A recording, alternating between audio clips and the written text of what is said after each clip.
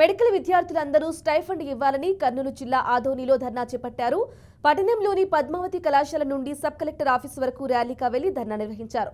వెంటనే స్టైఫండ్ ఇవ్వాలని డిఎస్ఎఫ్, పీడీఎస్ఎఫ్ఓ విద్యార్థి సంఘాలు రాష్ట్ర ప్రభుత్వాన్ని డిమాండ్ చేశాయి. తక్షణమే మెడికల్ విద్యార్థి సమస్యలను పరిష్కరించాలని సబ్ కలెక్టర్కు వినతి పత్రం అందజేసినట్లు తెలిపారు.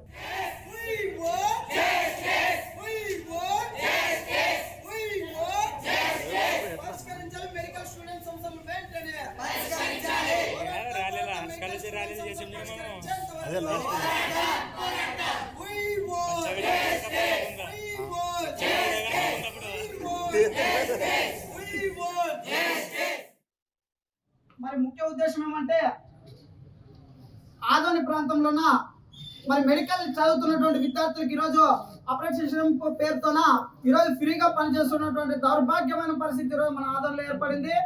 మరి ఈరోజు మెడికల్ విద్యార్థులు ఈరోజు కోర్సులు కంప్లీట్ చేసుకొని మరి సర్టిఫికేట్లు తీసుకోవాలంటే ఈరోజు ఆదోని ప్రాంతం నుంచి విజయవాడ ప్రాంతానికి వెళ్ళాల్సినటువంటి దౌర్భాగ్యమైన పరిస్థితి ఈరోజు ఈ రాష్ట్రంలో ఉంది.